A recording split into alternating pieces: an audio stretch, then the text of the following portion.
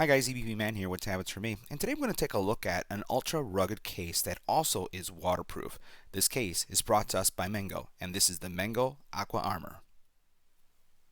Now, taking a closer look at the case itself, at least the features, this is an IP68 fully certified case, which means that you're going to be able to have this case submerged to up to 5 feet of water for up to 30 minutes. So, giving you the ultimate protection for your smartphone.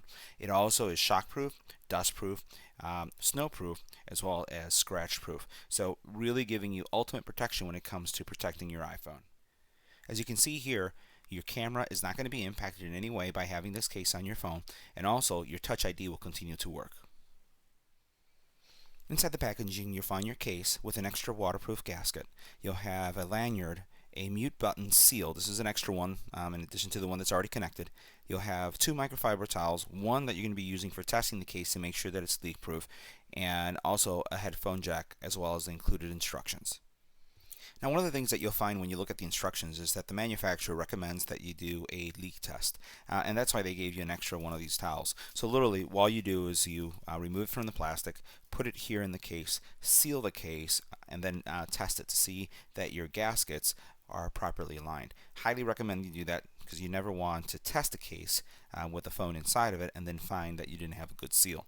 Once you've done that test, then you can put the phone all together. We're going to do both tests. We're going to place our phone, make sure that everything looks good, but prior to that, we're going to test and see that there's a good seal.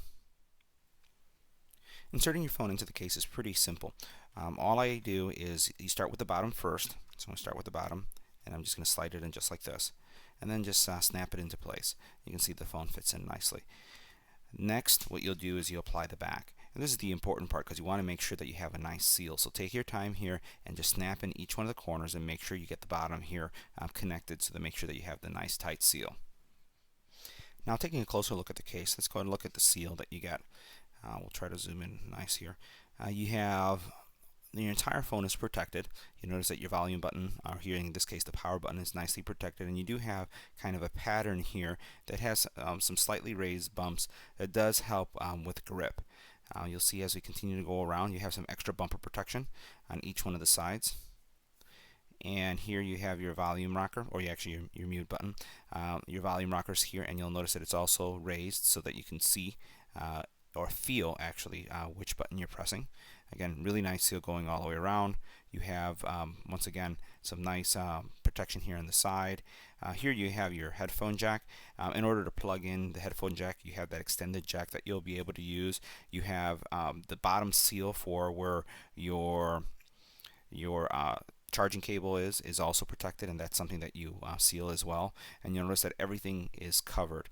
Here you have a little area that you can put in that lanyard, and this is going to be a good case for those of you who like going hiking or going on vacation, and you may be doing a hike that may include a trail that has water, and you want to make sure that you have your phone with you to take pictures because the back here, even though it looks like it's exposed, there's actually a protective plastic coating here, and your lens is also covered, so you can see that nothing is exposed when you rub your finger over it. Everything is protected, but it's not going to impair the quality of the photos that you're taking.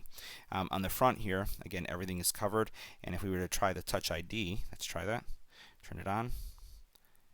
You'll notice no problem there, and also navigating through the phone isn't causing any problems. So this is going to give you some really nice protection, especially if you're keeping this on your wrist to make sure that your phone doesn't get wet.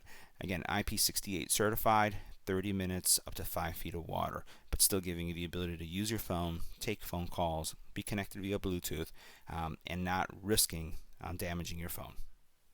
So the first thing we're going to do is a dunk test, and we're going to basically do the same thing that's illustrated in the packaging.